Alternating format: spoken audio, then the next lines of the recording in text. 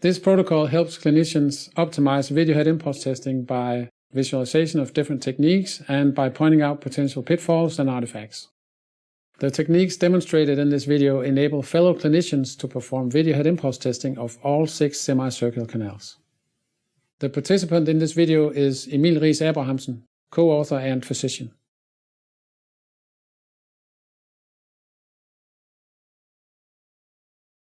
vHIT systems used for demonstration in this video include the IC-CAM system, which will be referred to as vHIT System A, and the ICS Impulse system, which will be referred to as vHIT System B throughout this video.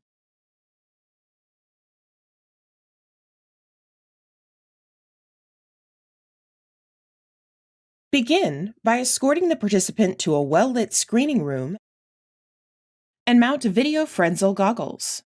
Perform a gross eye movement exam by asking the participant to move their eyes in the vertical and horizontal planes to the outer edge of the eye sockets to ensure no eye muscle palsies are present.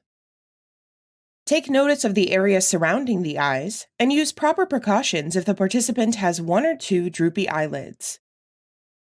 Evaluate eyelashes to ensure length is not too long, such that they could compromise tracking of the pupils during the test. Next, seat the participant in a non-rotating solid chair 1 to 1.5 meters away from a fixation dot placed on a wall for video head impulse testing, or vHIT, depending on the type of vHIT system being used. Note, as an alternative, place several dots in a vertical line at different heights. Adjust the height of the chair so that the eyes of the participant are leveled with the fixation dot. Then, provide goggles